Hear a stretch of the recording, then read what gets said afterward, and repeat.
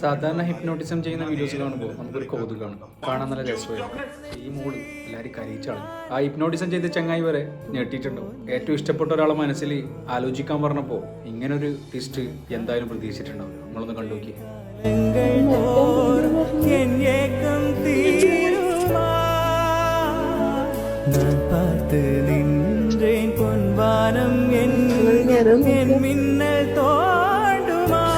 തൂങ്ങി മരിക്കാൻ പേടിയാ പറഞ്ഞിട്ട് ഈ രാത്രി നാളെടുത്ത് വന്ന് കരഞ്ഞിട്ടെന്നെ പോയെ. നാളെടുത്ത് തന്നെ കരുന്നാൻ പോരേനു. ഇതിനെ എണീച്ച് പോയെ